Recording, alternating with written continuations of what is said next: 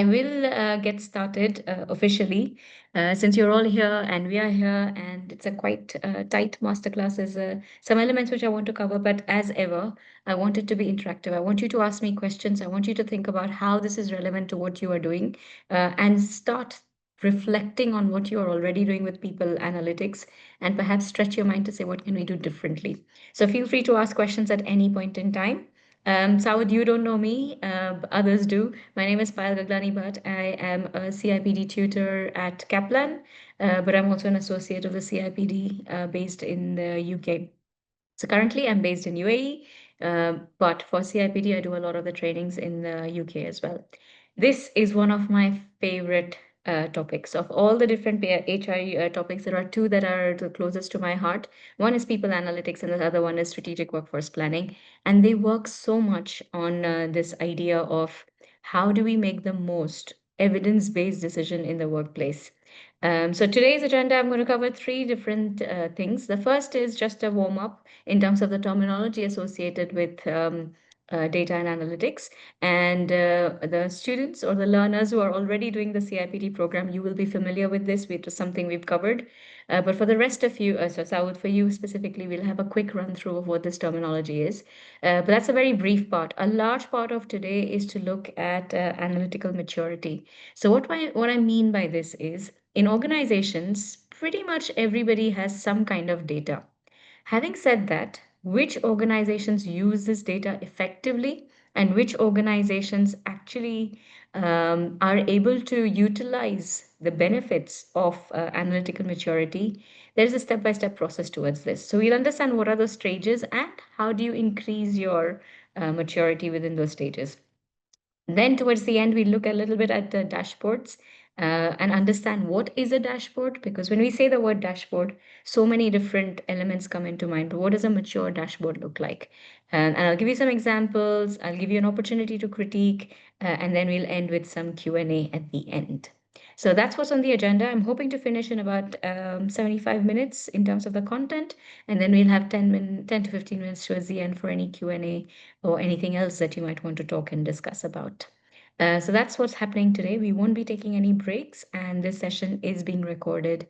So if you miss any parts of it and you want to go back and review it, you're more than welcome to do so. Okay, very quickly, I am going to expect people who are studying on the CIPD program to remember this. Can somebody in this room explain to me what is data, information, measure, metrics, KPI, and analytics? A worldwide whistle top. What do these terms mean? What's data?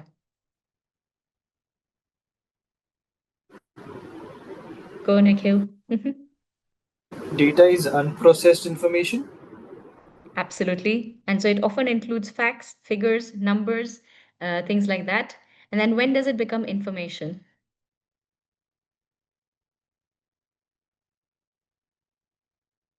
How does data become information? I might have to remind you of the Lego example. So imagine, go on, Nikhil.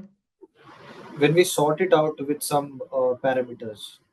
Yeah. So when you start applying parameters to it to start making sense of your data, that's when you get into a little bit more meaningful insight out of it. So imagine, like I said, we have a bucket which is filled with lots and lots of Lego bricks, kind of messy. As you can see over here, a complete stack. Doesn't give you any information, doesn't give you any insights. You definitely cannot make any decisions based on this. But if somebody gave you a stack of Lego like this and asked you, how do you make a decision?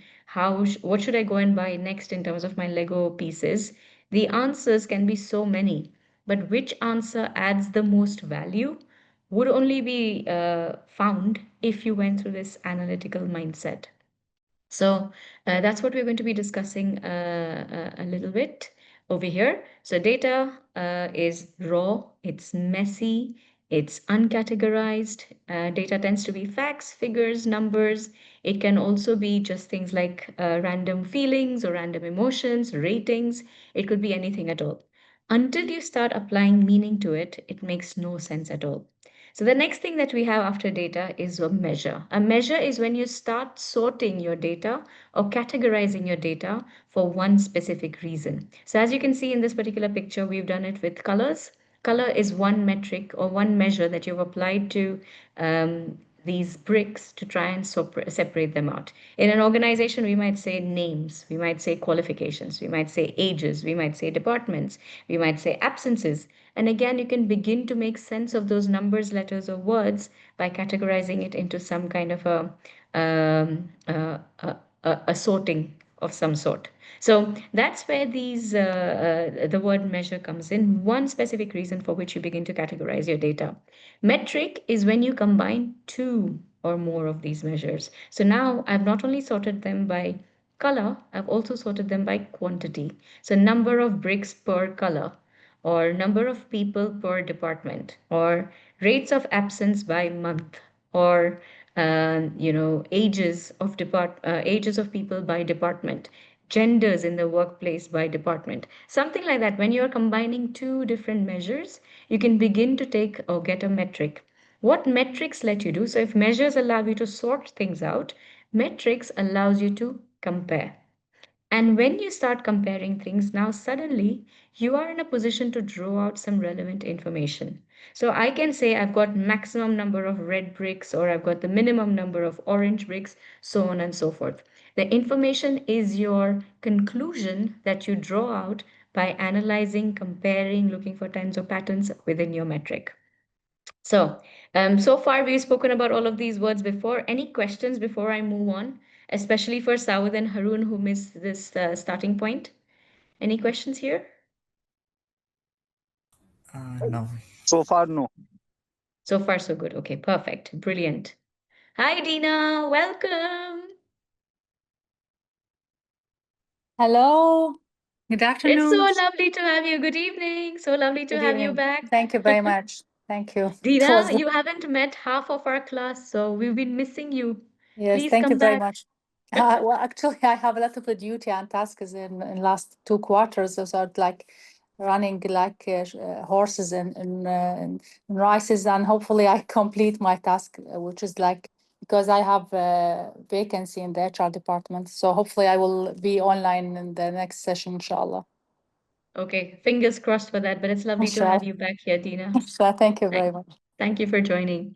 Okay, so now we've got measures, metrics, information. KPIs is kind of like a target, a goal that you're hoping to achieve. So, for example, if my target or my KPI was we should have equality in color, maybe I now know how many of each bricks I need to go and buy. If, say, my KPI was I need to create a watermelon stack like this, again, looking at my information, I can draw out some conclusions to say what is missing. And so, if my KPI is as you go to create a piece of watermelon, I know clearly what's missing is some black bricks. And so, the answer to my question, what brick should I go and buy next? If my KPI was a watermelon piece, would be go and buy some black bricks or go and buy 6 black bricks. So, this process of using your analytics, using your data, to solve business problems or to answer organizational questions is called analytics. And when we talk specifically about people analytics, we are talking about, and that is what this program is all about. When we talk about people analytics, we're talking about decisions related to the people in the workforce, which is what most HR professionals or people practitioners are concerned with. Now, when there is organizational data, it can come in two forms, qualitative or quantitative. Can you give me some example of qualitative data that your organization might be collecting?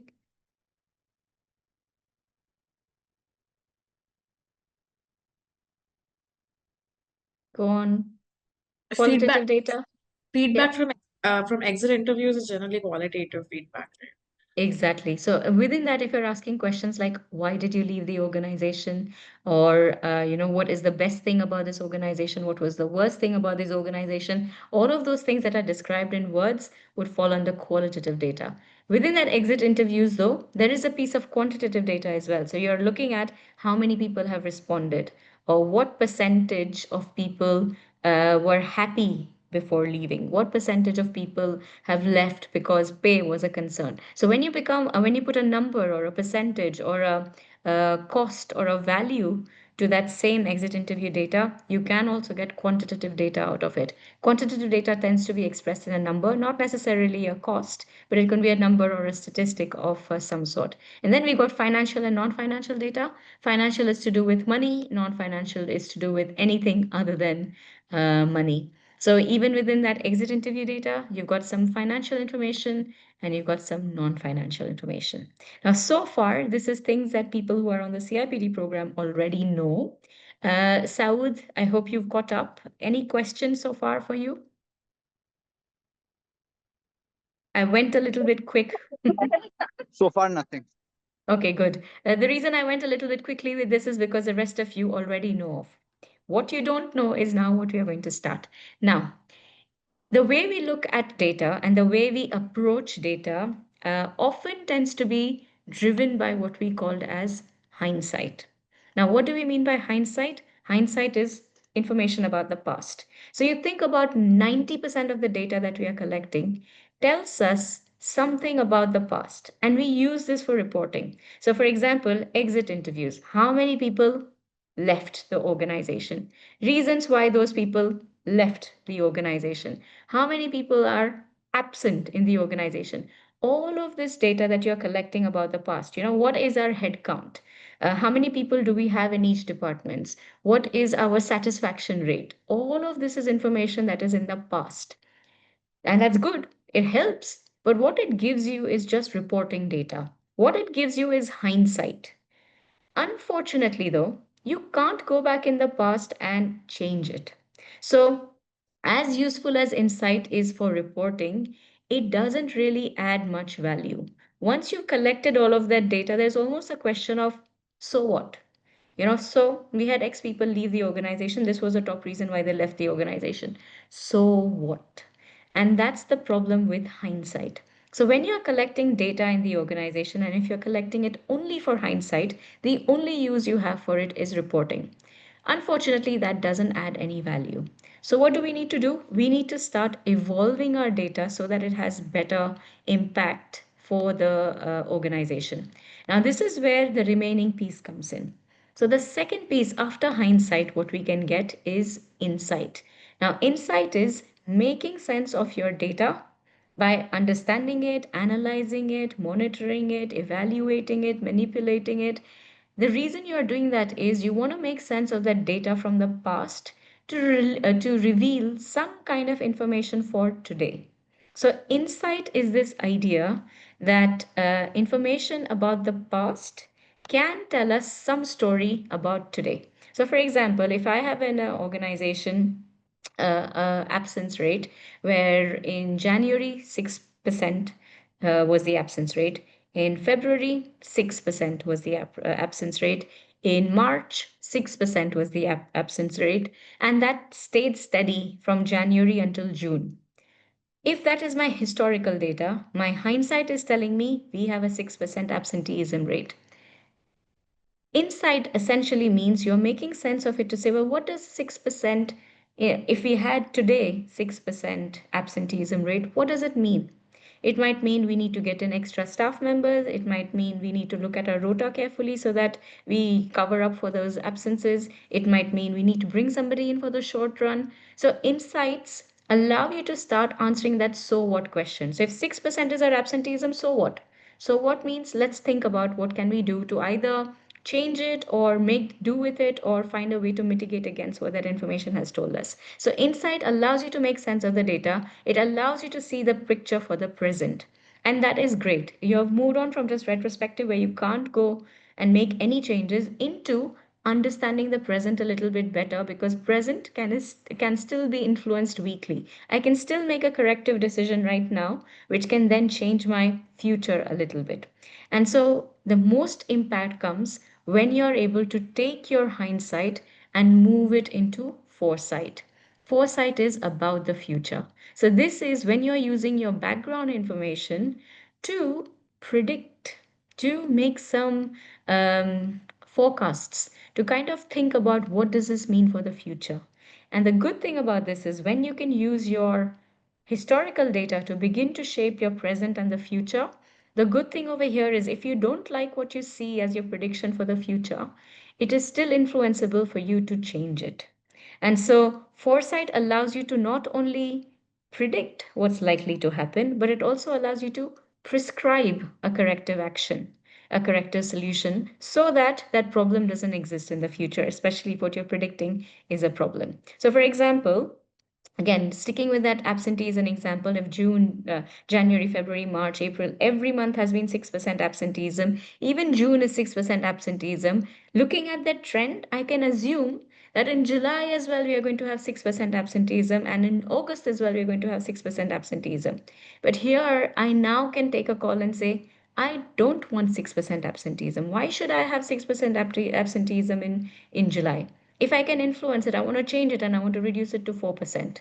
So here you can then figure out why were people absent, what is the reason behind this, and what corrective action can you take to drop your absence down. And now you can prescribe a solution which will help you get into that direction of making a business impact by taking some corrective action for the future. So that's the difference between hindsight versus foresight. I'm going to pause over here. We have a few people that have joined in. Hi, Santosh. How are you?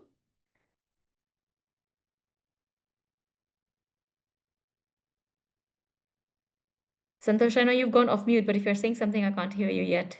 Perhaps your audio is not connected. Welcome. That's all I wanted to say to you if you're not able to talk from where you are. So, colleagues, I will pause over here and ask again questions. Hindsight, insight, and foresight. Any questions here? Where is the most impact? In foresight. How can you add value as a HR professional or an analyst? By predicting what is likely to happen in the future. So this move from hindsight through insight into predictive and prescriptive analytics of foresight is what we call as the business impact model. But how do you do this? It's not as simple as it sounds. There is a step-by-step process in which you can become a bit more mature as an organization to do this and to do so. In the chat, I've got Santosh saying, "Yeah, it's all right, no problem. Thank you so much for letting me know. Continue to use the chat if you have any questions along the way, Santosh. It's a very informal atmosphere, so feel free to ask questions at any point in time." All right, let's continue on. The next piece that we're going to be looking at is how do you add value? Now, there are 5 levels of maturity. And within analytics, each level as you go up is more complex, but not only more complex, it is more value adding. So in a lot of organization, the lowest levels of information is what you call as operational data and descriptive data. Operational data and descriptive data generally is what you have in your report. So operational data will tell you, how many people you have. It might tell you operationally how things are working, how many people are attending, how many people are in the organization, that kind of stuff. Operationally, how are you doing? Descriptive data begins to describe certain things. So, for example, your descriptive data could describe what is the engagement level within the organization. Descriptive data could describe how satisfied are people with your recruitment services. So it is still describing. There is not much magic that's happening over there. The magic gets added from stage 3 onwards. So if descriptive data is describing what has happened in the organization, diagnostic data begins to explain to you why that thing has happened. So for example, if you look at turnover, descriptive data would be what is our turnover? You can say 17% people left the organization. Diagnostic data will tell you why that has happened. So again, a lot of organizations go into this layer where they start asking the why question. For example, exit interviews, why are people leaving? Satisfaction or engagement surveys, how happy are people? Why are they happy? Why are they satisfied? Why are they engaged? Diagnostic data allows you to still ask that question about why something is happening. And yet, so while it is a little bit more value adding than just describing things, it is still not fully there. So this is also considered to be reporting or providing information, the first 3 layers. And these 3 layers, almost every organization have now made it as a basic level minimum standard. Even the organization that is not highly analytical in its mindset will still do these 3 levels. It's when they take it and push it to that next 2 levels, number 4 and number 5, That's when you begin to really add value through insight. So if what happened and why something has happened has been found out, then the next thing you say is, well, what is likely to happen if that trend continues, if that pattern doesn't change, or if that pattern changes, what could potentially take place? So that is predictive analytics, where they help you predict and forecast and make a sensible guess about what's likely to happen in the future. And prescriptive analytics allows you to make a recommendation about how to eliminate a future problem.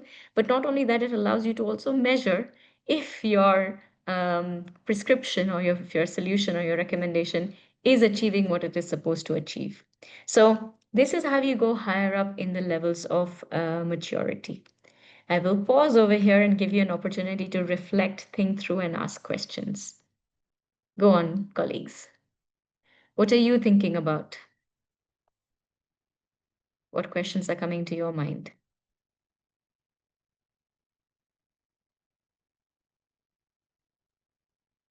Do we If there really is no questions, go on, Sharanya.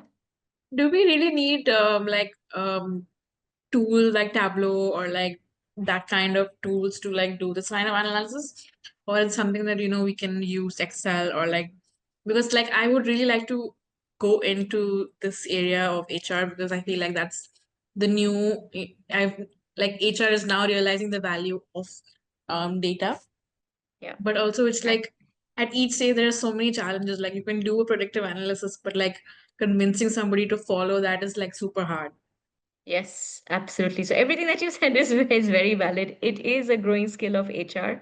So if you're thinking about what does a future profession look like, future of the HR profession look like, analytical mindset and analytical skill set is going to be right up there. A lot of the hands-on manual stuff is kind of getting replaced. Now, in terms of your question, Sharanya, do you need to use Power BI or Tableau or one of these sophisticated programs to help you make these predictions?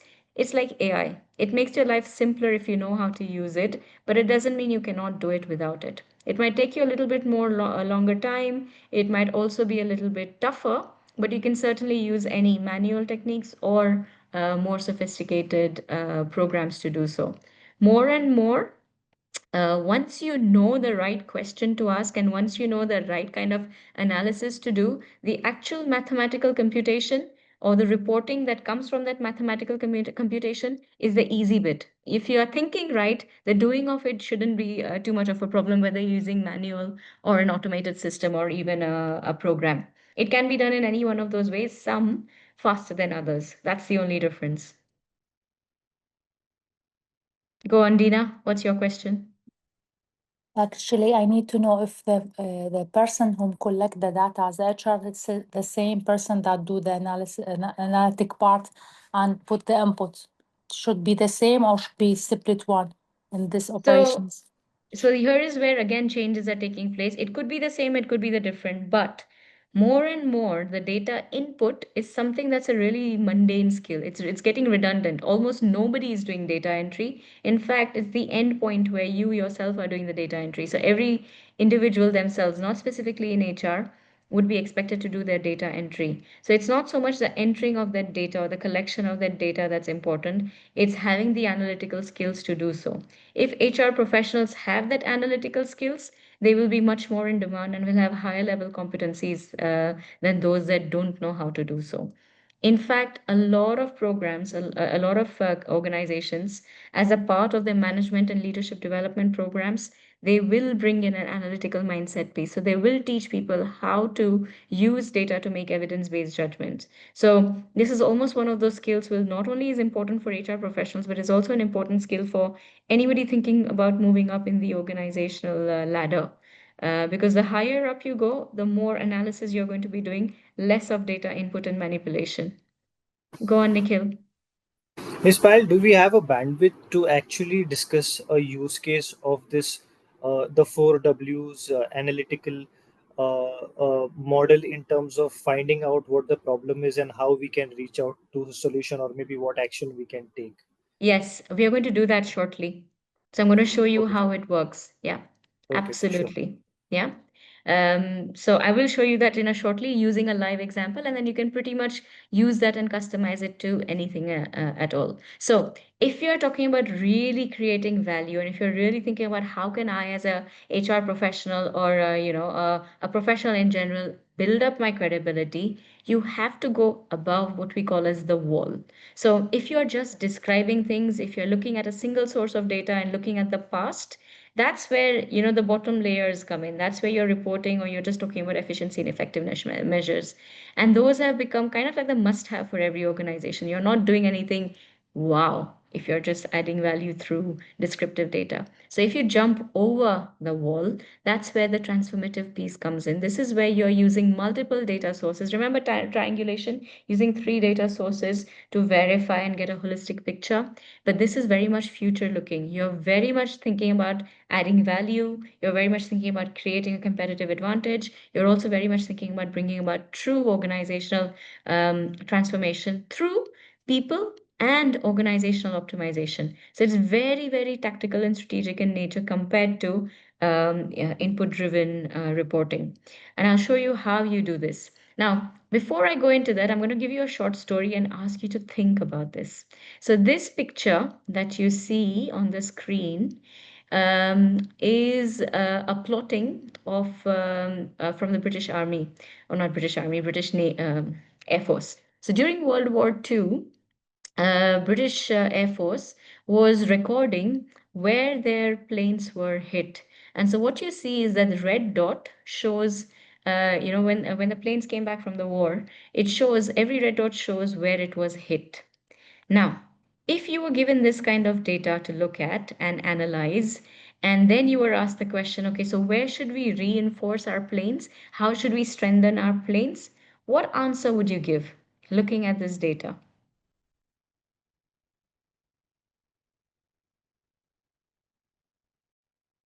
Any thoughts?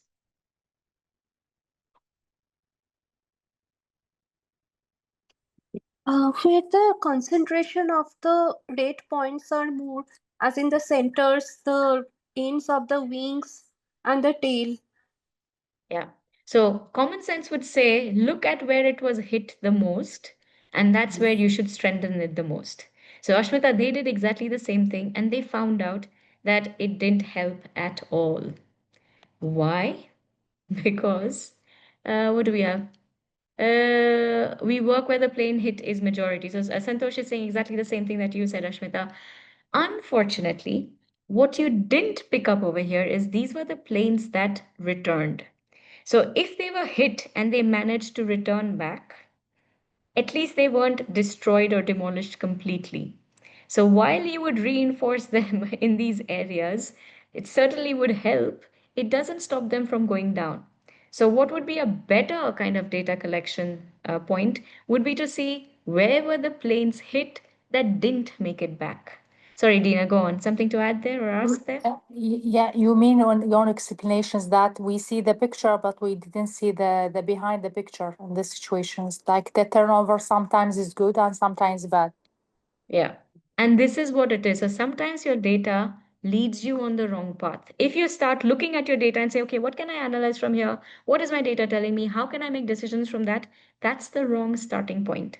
Your first point of call should not be what is my data telling me? That is the last thing you do.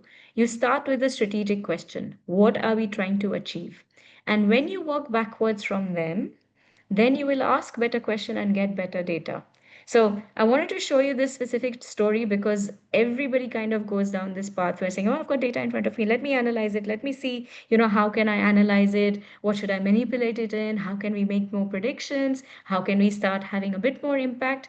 That's the wrong place to start. So the correct approach over here is to work through an organizational problem. So I'll give you an example. Say, for example, you have observed that in your organization, the number of interviews that are reaching the final stage of the interview process has really dropped in the 12 months. Now, you might be thinking, okay, why or what is causing this problem? What can we do about it? And what data will give us these answers? Those are the kind of questions you could be asking. Now, think about it. Why could the number of interviews reaching the final stage of the interview drop? What would be the reasons that people are not making it to the final stage?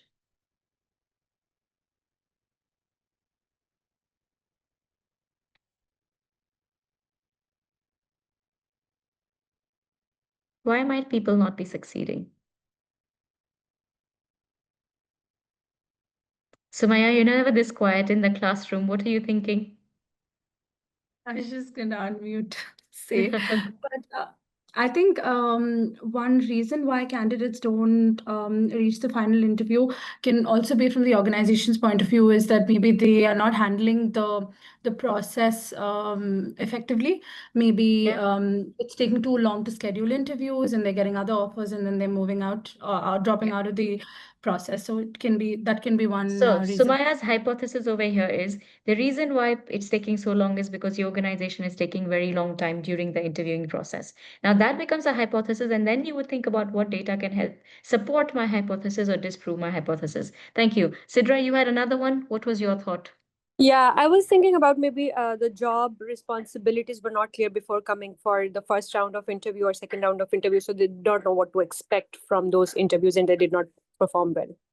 Exactly. Now, Sidra's hypothesis is the information that we were providing to the applicants at the pre-applicant stage was not robust enough or clear enough, and therefore people were not sure what they were getting into before they made an application. Fair enough. So, second hypothesis, and again, you can work through and say, what data could I look at which would help me understand whether or not this was the problem? Sharanya, what was yours? I was thinking like the JD might not be very clear. So, similar to what Sidra is saying, that Yeah. you had not either made a clarity. Yeah. Yeah. Anything Yeah. else from anyone else? So we've got three hypotheses. Go on, Diana. Um, is it possible that the ones who are taking the interviews are themselves not clear about what they want from the candidate? Yeah. So your requirements or your criteria for selection is not clear, and so the recruitment managers may be the ones who are at a problem over here. So you see, we have four potential hypotheses. Rather than starting at the data, we are asking this question, and based on that question, we are then trying to analyze and create hypotheses. The point of the hypothesis is you can either prove it or disprove it. We've got one more from Santosh. Santosh says salary structure may be the issue. So as they go into the recruitment process, maybe they figure out that the salary that the job description was offering or this particular job was offering is not worth it, and therefore people don't want to make that effort of getting selected. So whichever is the hypothesis, once you have thought through that hypothesis, your point is to use your data to either prove it or disprove it, rather than starting with the data and saying, okay, what is my data telling me? So that it's a much more stronger way of using your analytical mindset, the creative thinking, to actually come up with a hypothesis and then look at your data to see which experiments you would carry out, or which data analysis you would carry out. So in this particular instance as well, you might want to say, okay, why is this even why does it matter? How does it or why is it important that we solve this question? Because to be honest, if an organization is not having people reach its final stages of the interview, then the most important roles of the organizations are not being filled. And if those roles are not being filled and the existing teams have pressure, it's impacting productivity, people's morale is low, and probably you also have lower sales achievements. So there's a cost implication over there. So hypothesis could be very much they're receiving quicker offers from somewhere else. Our process is taking too long. Our process is very tedious. It is putting candidates off. There is no good quality candidates available in the market, or any of the hypothesis that you have given. Then you would use your data to see and check where actually is the problem. And then based on this, you give an answer to the solution. So this is a better way of using the analytical mindset, starting not at the problem, but starting at what we call the observation, sorry, not at the data point, but starting at the point of observation. What is an opportunity or a problem that you are seeing? What is a challenge that the company you are working for is facing? And then you start thinking about, well, what do we need to know? So if you go back to the warplanes, British Air Force could very well have said, we are seeing that a large number of our planes are making it back or not making it back.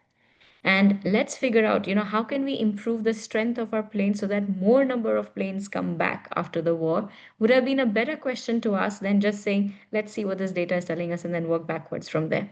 So This is the scientific method. The scientific method of how you go up into the maturity level is by starting at that point of saying what do we think is a problem, and then trying to do a very quick questioning or forming a question based on that, and then based on that question you figure out what it is that you're trying to find out. So, for example, why do number of people why do a lot of people drop out before they reach the final stage? Why do we have low absenteeism in department X but very high absenteeism in department Y? Or where in the organization can we make improvements so that we have better retention of the staff? There could be 100 different questions you could ask based on the observation of the problem that your historical data has told you. Then you create your hypothesis. So hypothesis could be a list of these questions, and you can come up with a whole range of different ideas. But then you have to kind of say, well, I have so many questions. Where do I start? And this is where you triangulate. You think, look, A, B, and C are the top reasons why this is taking place. Let me check with the stakeholders to see what they feel. Let me check at the data that is already there to see how much of it is relevant. What do you believe is most likely to be true? And that becomes your starting point. So, of all the examples that Sumaya, Sidra, Sharanya, and Diana gave, maybe I feel like, you know what? It is the JD. My gut instinct is telling me the JD is not clear. My data is showing me that traditionally as well, our JDs were updated 5 years ago. This is probably why I feel the biggest problem is in our recruitment stage. Either way, you then analyze and gather the data. You create your experiment. You figure out what data you're using. You analyze it. You focus your energies into manipulating and analyzing that data. And then eventually you would draw a conclusion. This conclusion would help you make a decision. So that's how you go from identifying a problem through your reports into that stage of making a prediction or making a recommendation.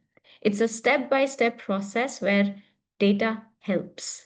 It does not lead it does not give you the insights, but it helps you along the way in terms of identifying the best course of action. So I will pause here. Questions? What else are you thinking about? Nikhil, did that example help with your previous question? Sure, Miss Pyle. Do you want to go through another one, something that might be happening in your workplace and see how analytical mindset might work? Yeah, actually, not to discuss, but I was having something in my mind. So, in the way how you explained, I'll later on put the steps in terms of how I want to handle that particular situation. Thank Okay, you. fair enough. Other thoughts or questions, comments?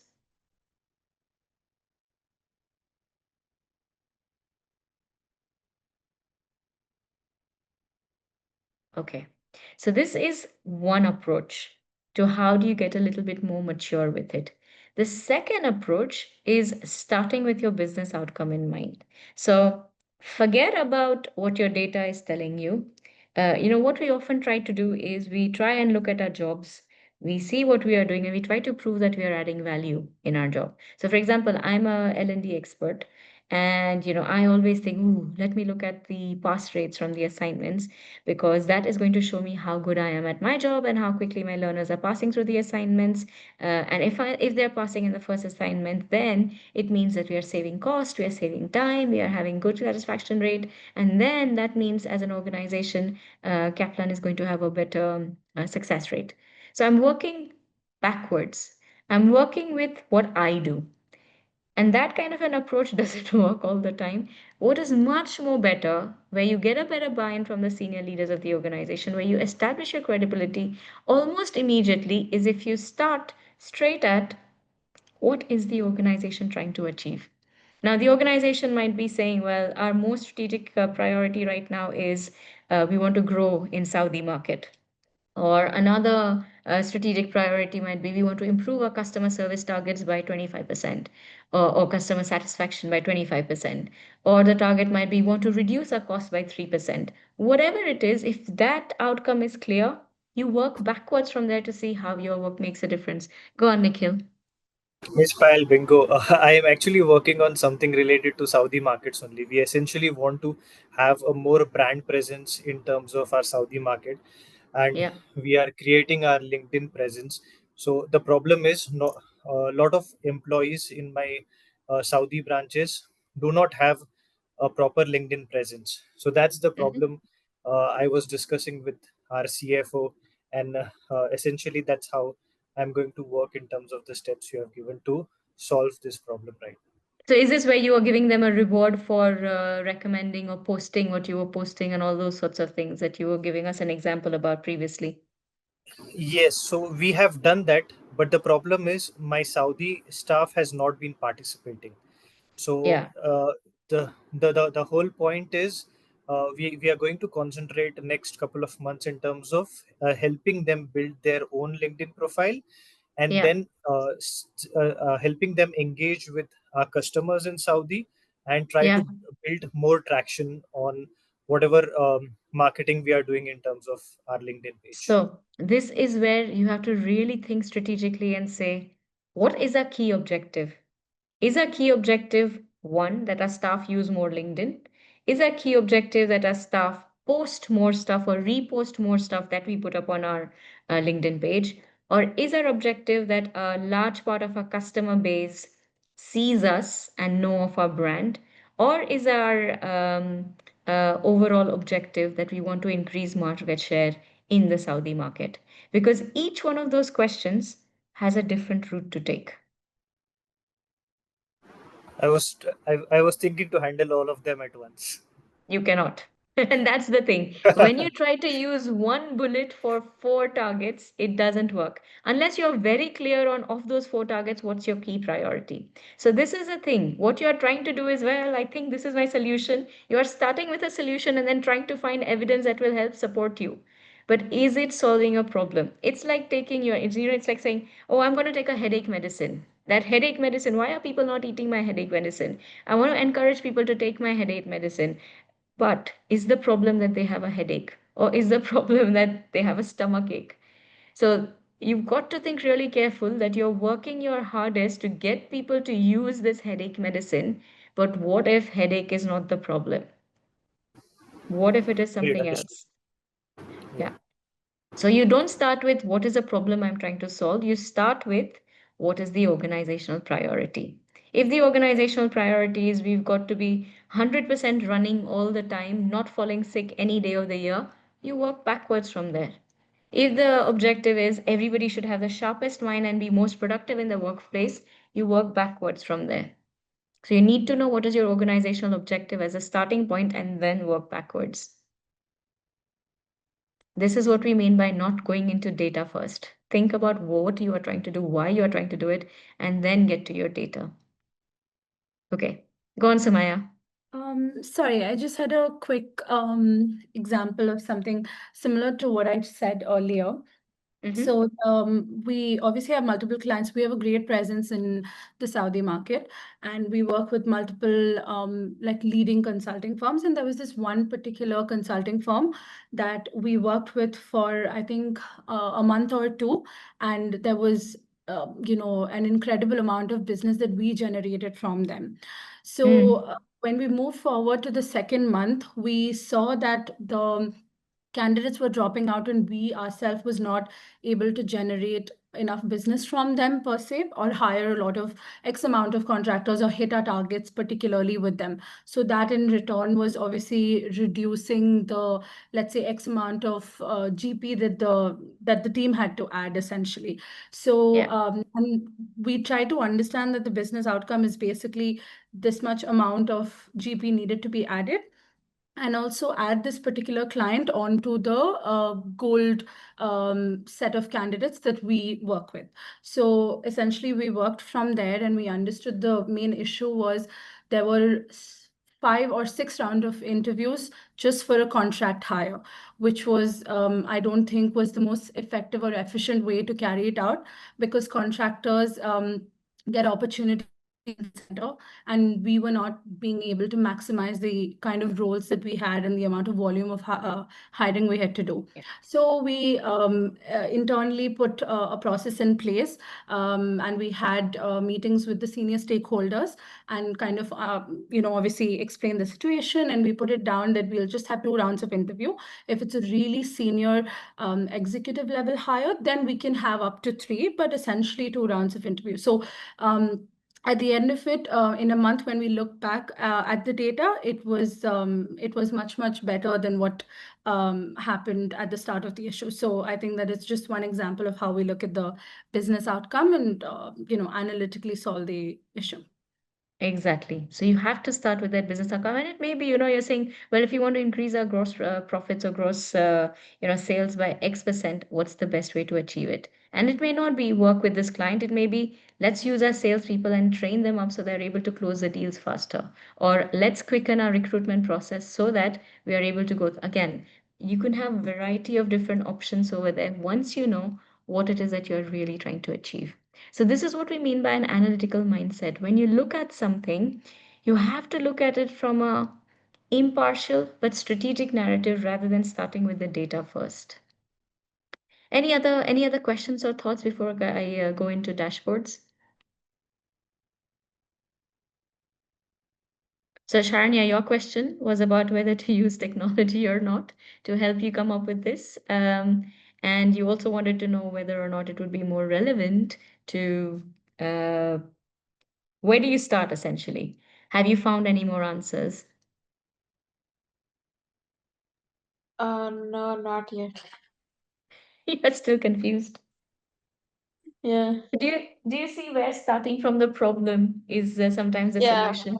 Yeah, The thing yeah, is, like, at least in my role, like, I have a lot of data, but the yeah, thing is, like, I don't know, like, how I can make use of the data and make it a value add where, yeah, that becomes like a new part of my role, because I've always wanted to, like, get into that kind of role. But this yeah. information is kind of helpful, but still, like, I have data, I have all of the census data, Active Directory and everything, but I have no idea how to make sense of it.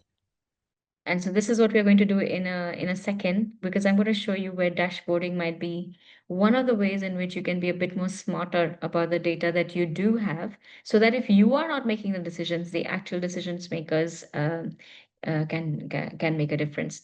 I have a request to take a prayer break.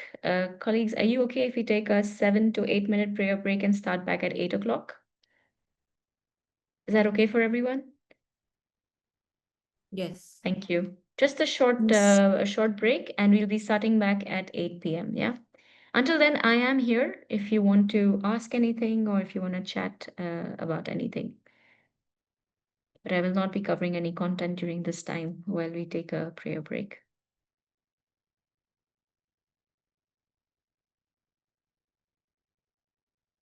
An employee was transferred from one place to another. I have data on attrition rates. I have data on, like, based on my data, I can even figure out whether how much, what is the gender breakdown, what is the nationality breakdown. I have the raw data. I just don't know, like, how I can. So that is something that, like, it's like for my future, where, if I learn this, I will be more useful. But I couldn't figure out how to manage this data. Yeah, And because because I that's create, the point. There are so yeah, many ways to analyze it. Why should you analyze it?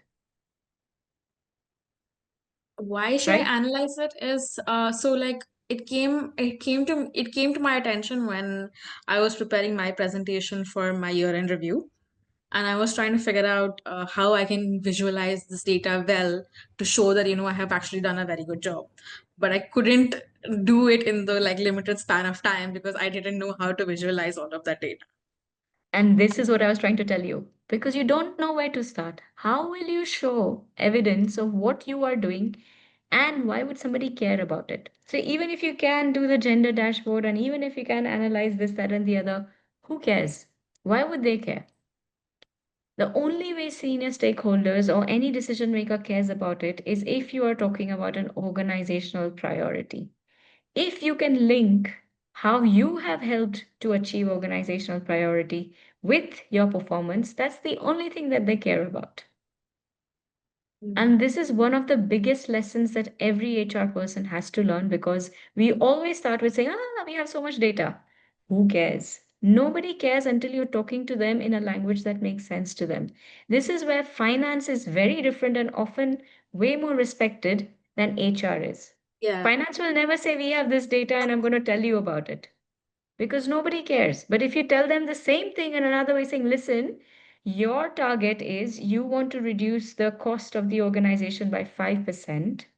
And if you want to seriously achieve this in the next quarter, here are the things that are happening from a people perspective that are costing us a lot of money. We are constantly using a recruitment agency that is charging us Yeah. 3 times, something like that. Then you are talking in a language that makes sense to them, where you So are that was then using your data. Go on. sorry. So that was the other thing, right? I also, because I do a lot of recruitment, but I also outsource a lot of recruitment to agencies. Yeah. But because last year I was able to place a lot of niche roles, I wanted to show the cost saving because we didn't go to the agency. That is a Yeah. lot of money. That's like easily like 40,000, 50,000 per head. And if it's even if it's like 6 people that I've done, that's still a lot of money. But like Yeah. there was no way, like I have You that don't have the information as numbers. well, I have, but how do I show it? Because like there is still a cost of the company recruiting, right? Even Yeah. if I am recruiting, there is still a cost that's incurring to the company. They still have to pay my salary. They have to pay for LinkedIn, LinkedIn license. They have to pay for Naukri. I did Yeah. not But know this like is, how yeah. to So this is where you bring. say, listen, if our target is cost reduction, here's what would have happened if I hadn't recruited the way I did. Option A. Here's what did happen in terms of how we recruited. Yes, there was a cost of Sharanya's salary. Yes, there was a cost of LinkedIn recruitment. But here's a saving that we made. So overall, net, the difference between the two is so and so. And here's what would have happened if we did nothing at all and continued as we did last year, if things got worse, or if these positions were not filled. And so now you have three scenarios.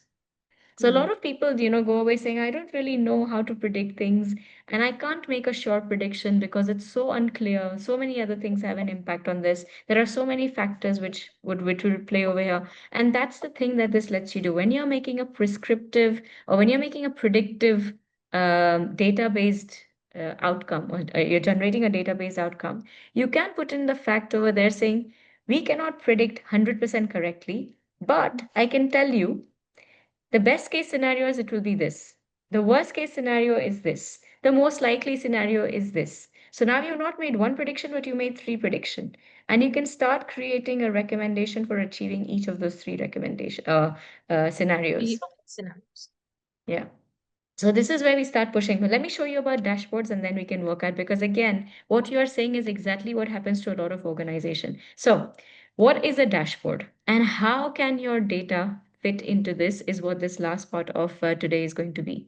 And we want this data that you present through your dashboards to be something transformative. And therefore, there are certain characteristics that any good dashboard has. First is any good dashboard is going to be 80% about recommending actions and about 20% about providing data. So if your organization prides itself on having one of the best dashboards which has been created with Tableau or Power BI, so on and so forth, but you're only reporting things on there, then you are not achieving this 80% of recommended actions. You're probably just focusing on this 20%, which is not value adding. In fact, it should be the other way around. The data should be so usefully presented that any decision maker, any senior stakeholder who looks at the dashboard can quickly see what's happening in the organization and then take some corrective actions over there. So that's the first point. Second thing is um, pick KPIs, not metrics. Now, what do I mean by this? Don't think about things that show how good you are.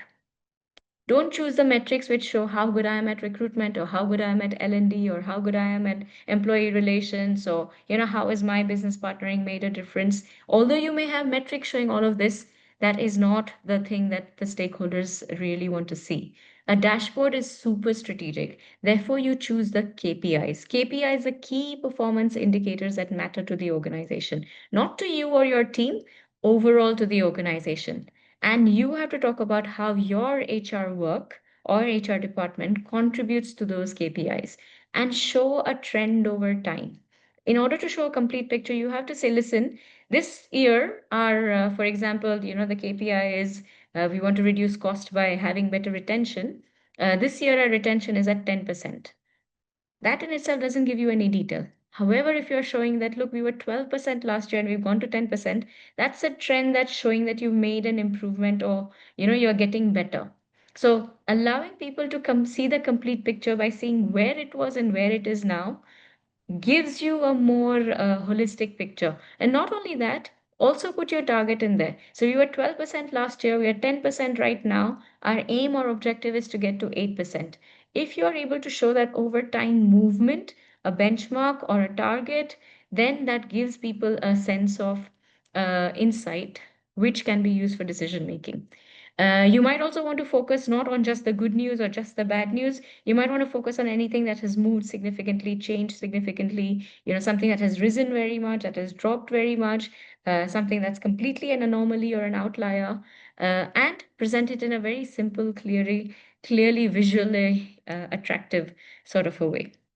So it's about insight, it's about action, it's about business impact. If you remember this last line in terms of what your dashboard should be doing, you will then be able to be in a position where you are using data effectively. So I'm going to show you some dashboards, and you are going to be a judge of whether or not these dashboards are any good. And think about at what level is your dashboard giving you that information. Is it a good dashboard or not? So let me show you a couple of different examples, and then we can work through it. Have a look. Here's a dashboard for an organization. And see what it's telling you. See if you can make sense of it. And what do you think? Is it a good one or not? Go on, Nikhil.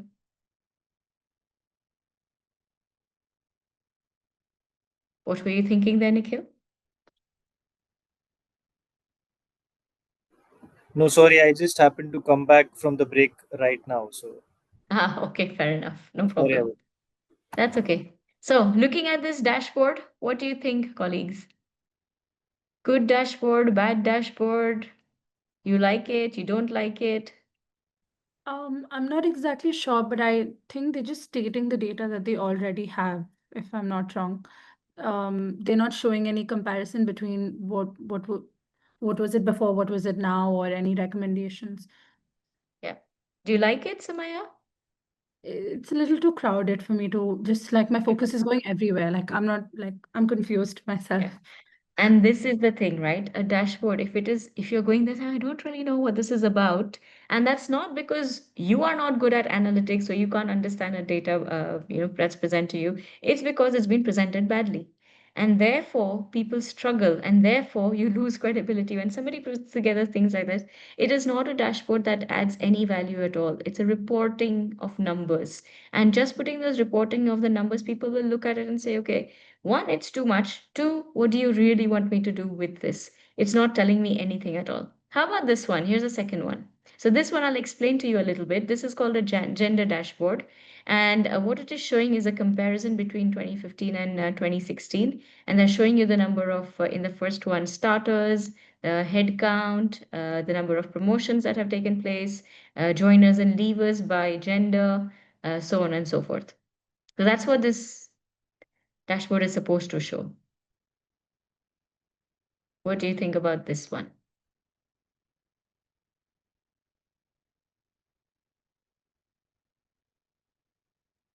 Better than the previous one because it's like there's a segregation since it's a gender dashboard. There's a clear segregation and it's presented better than earlier. Okay. Thank you, Samaya. Anyone else have a different thought?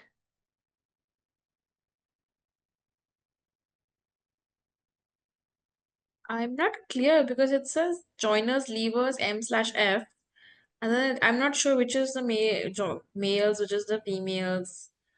Um, I'm a little confused. I know. So, in theory, it looks a little bit visually appealing because you've got the male and the female icons there. But when you start looking at this, you again are left lost. So, the number of starters that were male in 2015 versus 2016 has dropped. The number of starters that were female has gone up. But what does this really mean? How many people were promoted? Which of these are male? Which of these are... It still is creating confusion and not really showing you, is this a good thing or a bad thing? You don't know looking at this dashboard whether you're winning or not. So a good HR dashboard should be a one which is kind of like a compass and instantly tells you whether you are winning or whether you are losing. It should tell you very quickly whether this is something that's good, that's happening for the company or not. Go on, Ashmita. I'm sorry. My daughter just took the call. Oh, it's all right. Don't worry. That's okay. As long as you didn't have a question there. So, what do we say is a good dashboard is a one that will pass the 3 second rule. And by 3 seconds, I literally mean 3 seconds. In the sense, when you look at something, within the first 3 seconds, it should tell you whether you are winning or losing as an organization, whether this is something good that's happening or whether that's something not so good that's happening. Or it should be able to tell you very quickly where your eyes and attention needs to focus on. That is what the 3 second rule is about. You don't get the full detail and the full picture, but you get a snapshot of where your eye should go. So I'm going to show you another example, and you tell me whether this crosses your 3 second rule or not. So have a look at this. What do you think about this one? So this is an all HR dashboard with a traffic light. Go on, Sharanya. This is very clear. We actually use this one in our office, this traffic light one, especially when we do like pulse survey, like action planning and all of that. What we should stop doing, what we should start doing. It's very clear that, the company is doing quite average because there's more yellow lights. So better because there's only two red lights there. Yeah. So in theory, if you look at this, it is telling you, yep, most of it is yellow, two reds, two greens. It's giving you some kind of a this thing. But when you take that 3 seconds and make it into 10 seconds, do you still like this dashboard? I think, like looking at this dashboard, I understand what is good and what is bad, but I don't know a trend that is happening in each of these parameters. Is Yeah. it going higher, lower? Why is it a red? Why is it a yellow? Why is it a green? What are the numbers? So, Yeah. and not only that, it's also given you one traffic light for potentially 3 or 4 bullet points. So, are all bullet points red? Are all bullet points green? It leaves a lot to be questioned. So, on first sight, use of traffic lights is a good idea, and that's what I wanted you to take away. Provided you are using that RAG rating, the red, amber, green rating, in a sensible kind of a way. So I'm going to show you another one, a slightly different version of this. See what you think about this. So this is another dashboard of another organization. What do you think? Go on, Dina. There's no clear points about why this like points related to. So how can I try to take impact from it? Yeah. So it's not giving you any decision-making information. It's telling you red, amber, and green, which is good, but then you're left wanting. So a good dashboard, if you are creating, could have this as its first cover page, but then you can click into each one to further explore why the training program is a green, why staffing and selection is red. So it depends whether your dashboard is a snapshot, which you can further dig into to find out more details, or if this is it. If this is it, it's not good enough. If this is a starting point which allows you to dig further, then perhaps there's a room over there for this being used as a cover page to give people a chance to see and compare. How about this one? So this is now a talent acquisition only dashboard, and you've got a different kind of a presentation. What do you think about this one? What would you add to this, or what would you take away from this to make it more impactful?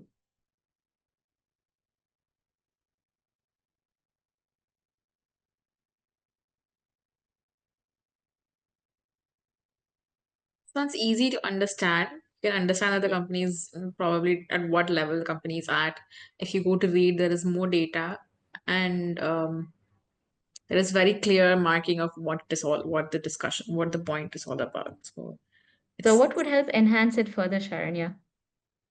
If it there says was, no, no, please continue, please continue. No, I think that was go on, Ashmita.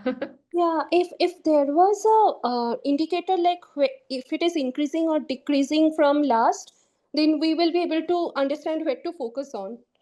Yeah. Okay, so that helps. So how is it in comparison to the past, giving you a time over a time comparison? Sharanya, was there something else you were adding there? No, I was gonna say comparison from one year to the other year or the same Yeah. time that. Yeah.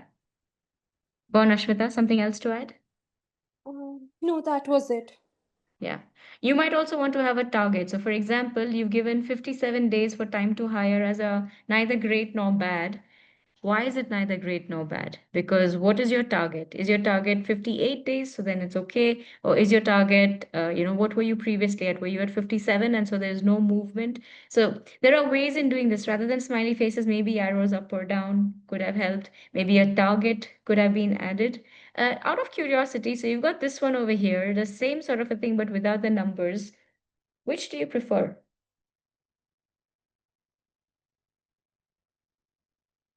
Same dashboard with numbers or without numbers? With numbers, no? Okay, for you it's with numbers. What about others? No, with numbers. Yeah. So you see how this is where you begin to say, okay, what do I really want to get out of this? And how will I help people make decisions? There we go. So this is what I wanted to show you, a little quick snapshot in terms of what analytics can really do. How do you improve your maturity, but also how can your data that you have in the organization, whatever you have, be used in a little bit more strategic way to influence decision making, to make recommendations, and to begin to have a better analytical mindset across the board. So, this is where I'm going to stop and pause. By the way, this is a tiny, tiny taster into what data analytics could be. If you found today interesting, there are so many programs out there in terms of all sorts of aspects of analytics. You could further explore how to analyze data, how to improve the maturity level, how do you use storytelling in the way you present your data, how can you use visuals more effectively to tell a better story with your data.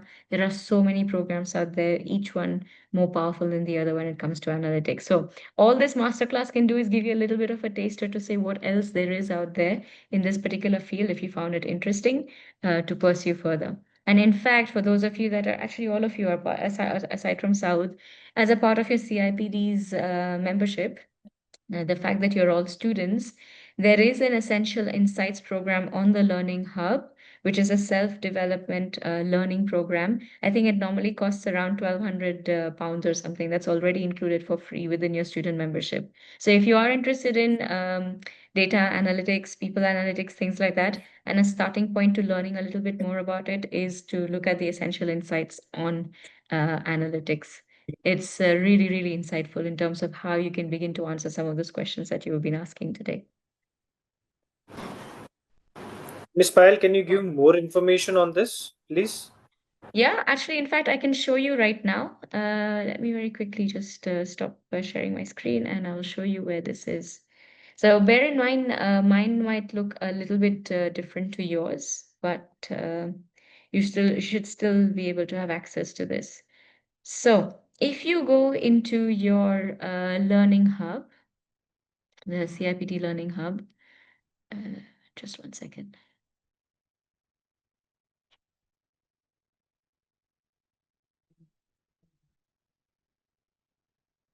And on your CIPD Learning Hub, you will have a tab on the top that says My Courses. And in these My Courses, there is something called as Essential Insights. You should all have these Essential Insights available and unlocked for you. And each Essential Insight is on a topic of HR. There are so many different things, some of it related to what we are doing in our learning, but there are other topics as well. So the one I was talking about is this one, which is called Data and Analytics for People Professionals. So this Essential Insights, if you click on that, it tells you everything there is about this program. So it's defining data and analytics, identifying uses or use cases for data, ethical considerations, stages of analytical projects. There's quite a bit of it, and when you click on it, um, it takes you through a whole learning journey of how you. It's like a self-learning tool, and this is available on pretty much every topic. So you just click on there and then you start your topic. Go to this activity and you start this activity. Thank you, Miss Payal. You're welcome. Okay, other questions, other thoughts?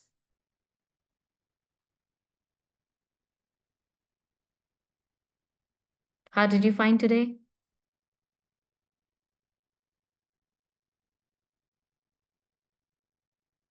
Complete silence. Go Interesting. on, Diana. Leaves us with so much questions. Again, you're back Yeah, to how do we do it? yeah, Uh, I think, of course, theory knowledge, we can consume as much theory knowledge as we like, but unless and until it's practical, you never really learn it thoroughly. yeah. You have to do it. This is one of those things which is once you do it, you can get a lot more out of it. Yes. Yeah. I think it is complex, but it's the future of HR. So we'll have to embrace it as early as possible. Yeah. And the sooner you sharpen your skills in this, the better it is. The good news, though, is technology is really able to help with this. So there are so many tools, even AI tools, which allows you to, put in data or put in a question along with a data set. Of course, there is a confidentiality aspect over there, but it allows you to put in a question along with a data set and let the technology do the analysis for you to say, well, what can we predict based on this information? So if you are in an organization that has invested in Power BI tools or Tableau or whatever it is, there are so many out there. If your organization has paid the money to get these kind of tools in for reporting in the workplace, ask it better questions, because the better questions you ask, the more relevant information you will be getting out of it, and push your technology to look at future. Just reporting and giving you a beautiful draft or a graph of past data is going nowhere. Ask it to say, well, what does this mean for today? How can you predict something for 6 months from now based on this data? What can you predict, for a year from now based on this data that you have seen? What can you predict for movers, for levers, for so on and so forth? Because that predictive data is going to tell you a better story, and that graph or the visual presentation of that is going to be stronger and more useful than just doing it as accepting it at face value kind of an information. So better questions get you better reports. Lovely. Okay, if there are no further questions, then thank you everyone so much for joining the masterclass today. It was a short dipping of toes into the world of analytics. It's a massive ocean to learn in terms of what else is out there on the world of analytics. But again, like I said, next steps start with the essential insights. Once you've done that, there is an accredited program on it. There are loads and loads of training programs that a lot of organizations offer. So if you are interested and want to take it up further, let me know and I can suggest some good ones for you. But aside from that, those of you that are on the CIPD program, I will see you tomorrow at 6 p.m., not 7, where we do our assignment briefing. And Saud, for you, and Adina, who's joining us after a while, any questions? Anything else you want to know? Thank you, Mr. Bilal. I need to know the record for this meeting. It will be uploaded also on the system. Okay, Yes. great. Yeah, no problem. Thank you. Saud, go on. No, no questions. But that was a very insightful lecture, Ms. Payal. Thank you for your time. Was Oh, you're quite good. most welcome. All the best, Saud. I hope your world of engineering expands a little and you get to Thank experience you. other things. Yeah. Same to you. Take care. Good night. Take care. Asif, how are you? Yes, hello, hi. Sorry, I How was much of late it were you today. able to catch?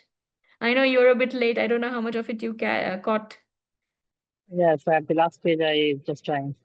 just last week. Okay, watch the recording so you can see what else you So missed I out will on. see the recording, and if I have Yeah. any questions, I will share and I will discuss. For sure.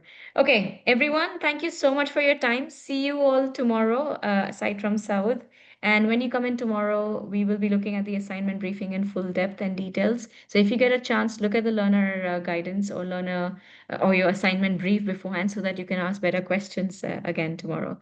But aside from that, thank you so much for your time. Have a lovely evening. Enjoy your Friday, and I'll see you tomorrow. Bye. Good night.